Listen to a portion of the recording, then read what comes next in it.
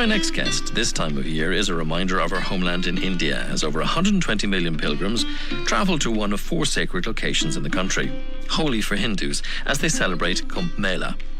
Aparna Shukla, welcome to The Leap of Faith. Can you tell us a little bit more about the festival and actually what it entails?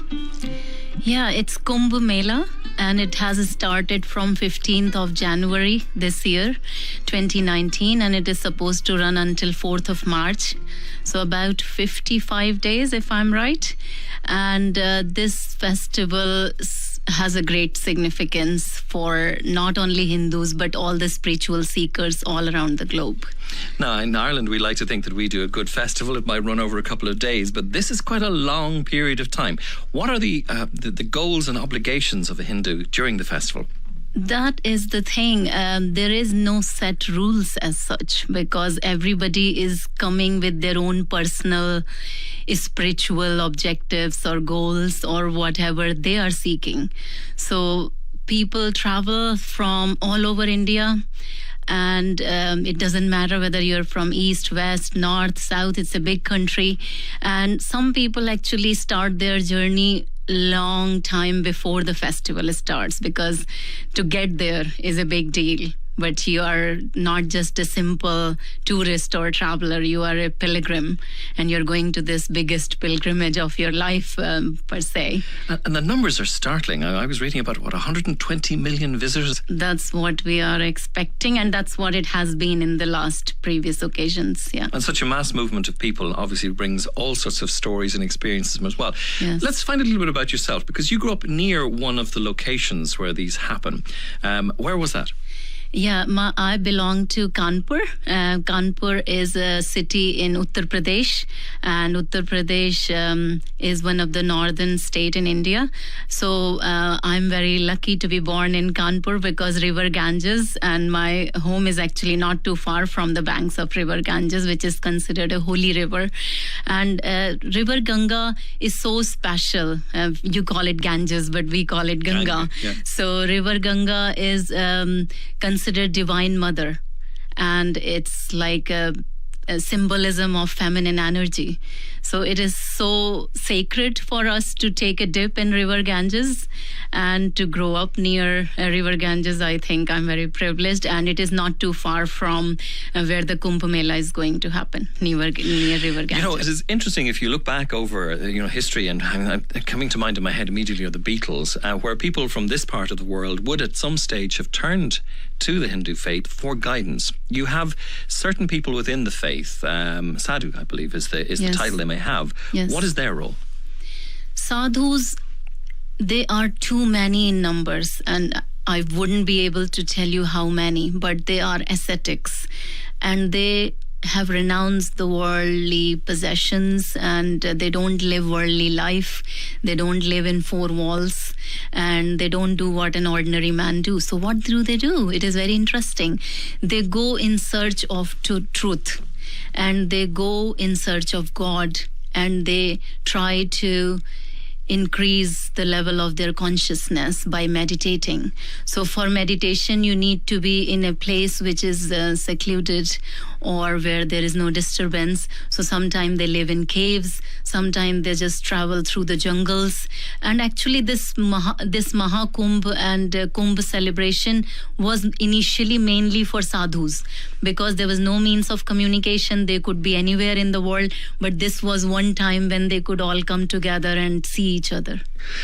Aparna, what would be lovely to do is to set the scene for our listeners this evening of actually what it's like to be in the midst of this festival. 120 million people, so much activity going on. What's it like? Yes, I feel Kumbh Mela is something that is beyond words to explain, and beyond imagination. It is something to be experienced. But I would like to set a scene for the audience. Imagine 120 million people, but luckily this time Indian government has done a lot of work for months in advance to make sure that people coming from different parts of the world have a positive experience and don't fall sick by taking a dip in River Ganges. So it is such a big pilgrimage, but there is no organized activities as such. So people are doing different things. You could be seeing somewhere where there is group of sadhus or saints just sitting and meditating.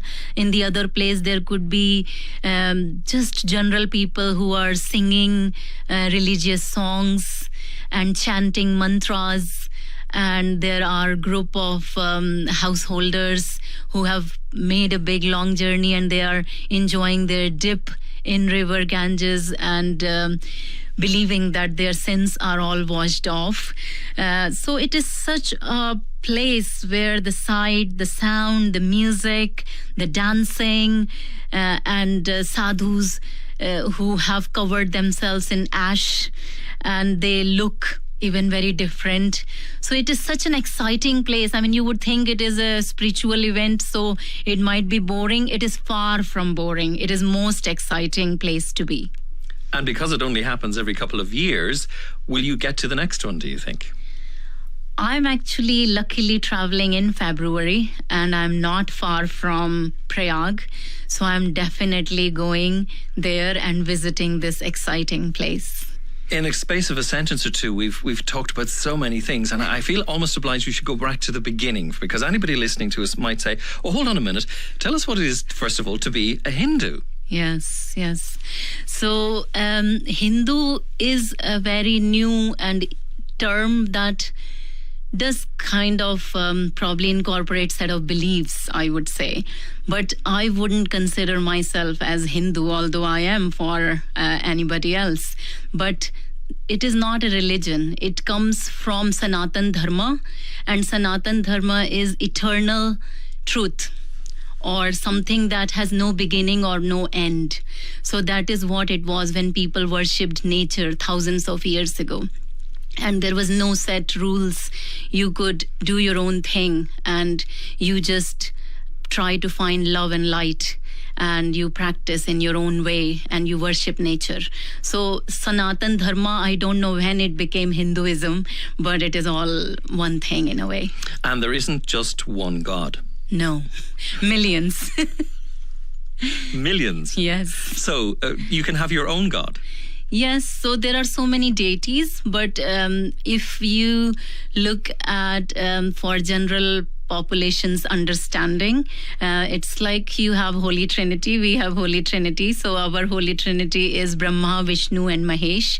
So Brahma is the creator, Vishnu is the one who is responsible for day-to-day running of the universe, as say, and then the Mahesh, Brahma, Vishnu, Mahesh. So Mahesh is the one who ends the life, and you would be amazed that majority of the population actually worship Mahesh, Shiva, Lord Shiva, who is the destroyer. But he is the one who assimilates your energy back into the source again. So people worship him more. When you tell the story and of the various different mythologies and the gods that are there, it does bring us back actually to Kumbh Mela, because there's a lovely story about how the four areas became to be sacred in the first place. Yes.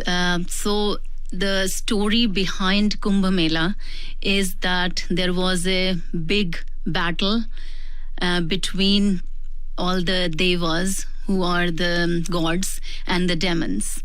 And the gods were losing their power. So they were told that if you get this pot of elixir by churning an ocean, which is an ocean of milk, 𝘼𝙧𝙧𝙧𝙧, and if you can drink that, then you will become more powerful.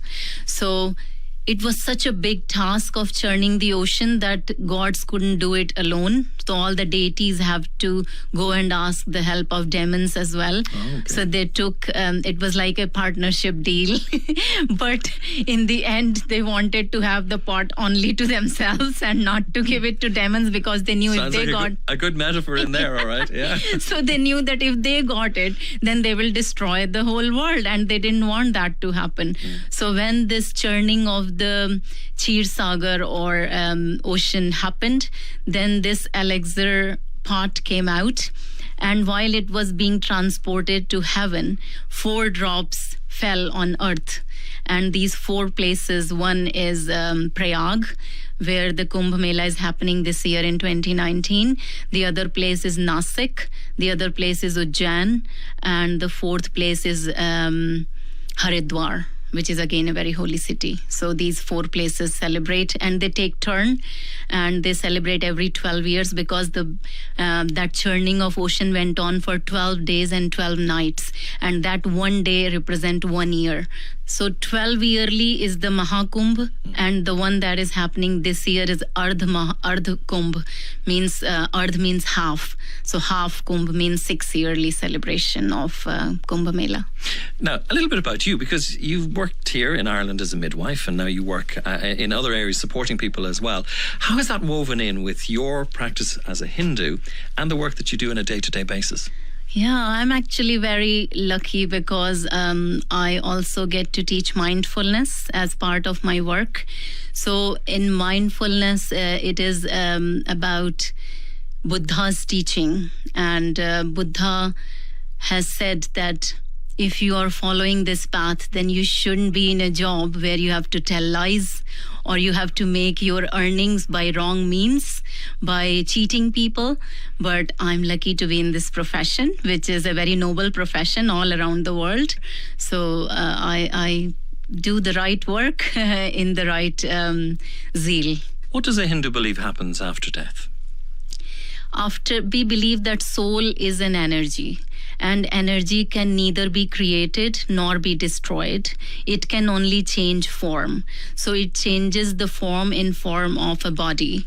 So like we change clothes, soul changes bodies. So from one body you go into next body, and which body you will get or where will you take birth, it depends on your accumulative karma from previous lives. So do you have a sense of having been here before? Can people get that sense? You can, yes. Yes, that's why sometime if you go to fortune tellers and they'll say, you are an old soul. You have been here before. And I would say a lot of people are. I mean, in my understanding of soul, that majority of us have been here before. There are new souls coming on the earth all the time, but they are not that many. I'm curious, with you being a trained midwife, you've been at the birth of so many humans coming into the world. And what crosses your mind as you look at this new person? Yes, a new soul that is coming to this world. It's so exciting. I think it's a nature kind of giving mother a sense of that I'm giving you my responsibility. You have created this human being. Now you have to look after this human being and make it a good person. That's what I think when I look at the new baby.